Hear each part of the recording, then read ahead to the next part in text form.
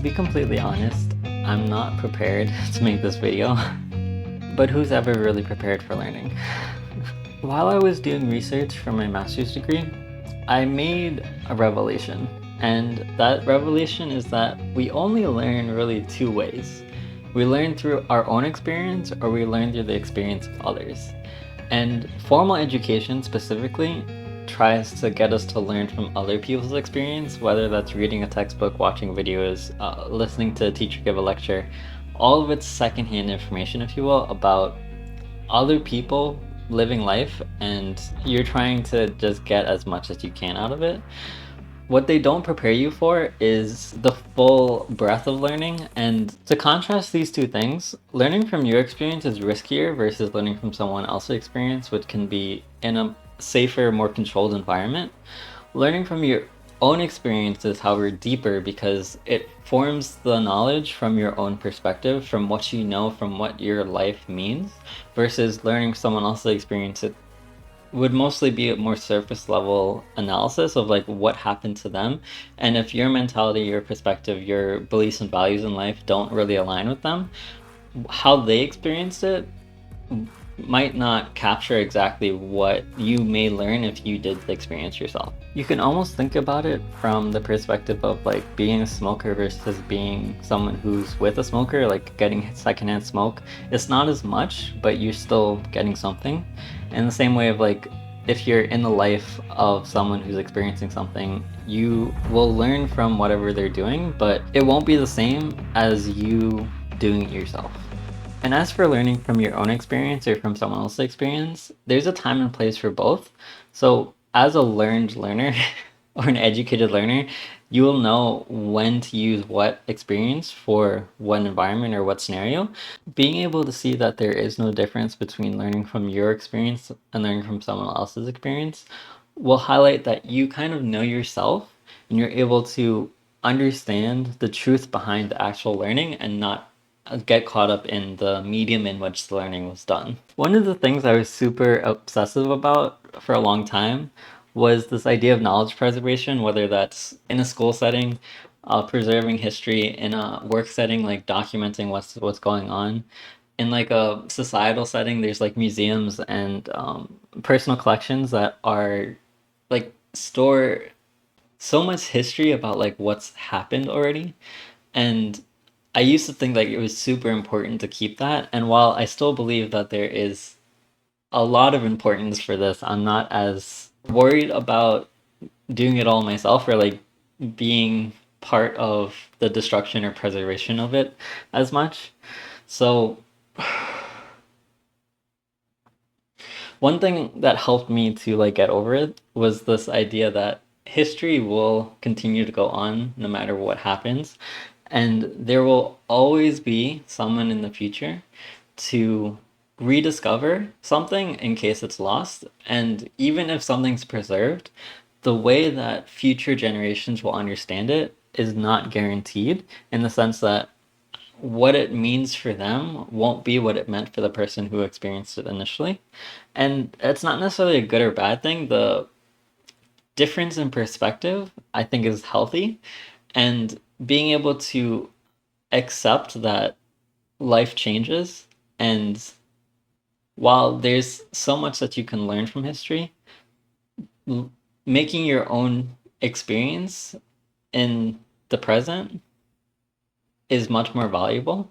Connecting this to the video about consciousness, existence is kind of at the root of experience. So as long as you're existing in life and being aware of your existence and the existence of the things around you and the truth behind all of that, I feel like whatever manifests around us in terms of things we have to learn, things we have to do in this lifetime, it'll all make more sense.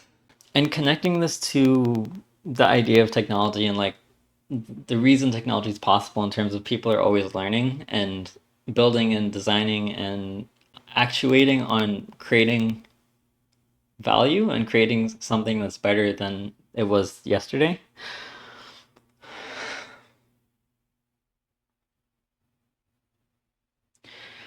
I want to introduce the concept of like values-based technology, which is having a technology that's rooted in something that has intrinsic value, and technology augments that value as opposed to thinking that whatever you're building has its own value that's separate from the application that it's going to be used in.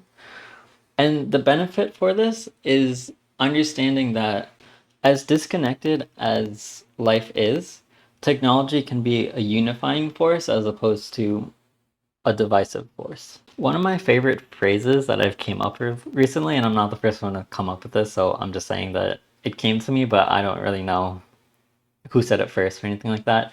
But being able to learn how to learn while learning is important. And learning is used 3 times in that phrase.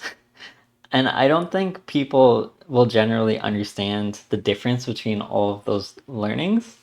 And the first learning is the implementation. It's the what that you walk away with. The second is the science behind learning. So understanding what you're trying to achieve by learning and being able to understand the context in which learning is done. And then the last one is the kind of practice of learning, which is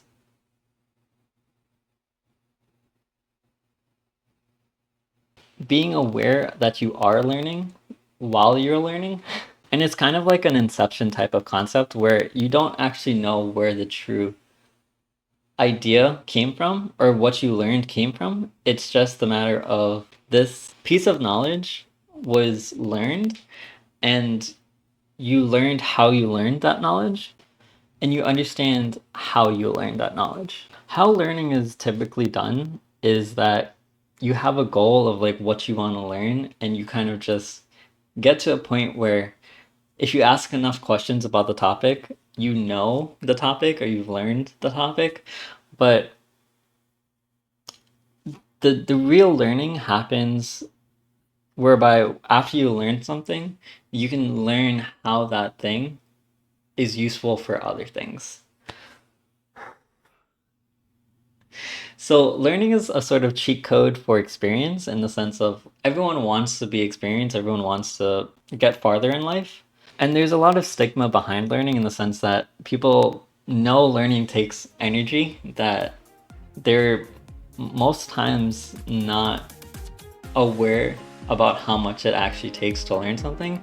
So they kind of lose interest, if you will, because they feel like it's taking more energy than they have. And I think to overcome that problem, we have to understand that when you learn something, you have to know that that thing that you learned has some value that's useful for you to learn more things. So the process of learning becomes easier, or it should become easier if you're doing learning properly. And a lot of people don't learn how to learn, which is why this problem exists. To touch upon the quote of sharing is caring, if you think about it, sharing knowledge is not just useful for others. When you share knowledge, and you learn this as a tutor or when you're becoming a teacher or when you're training anyone in general, when you share your experience, you get a deeper understanding of your own experience. And that leads me into my thought that a well-organized society has a greater memory and a stronger learning ability. And that learning ability is what will make us more resilient as life continues to change and the world continues to evolve.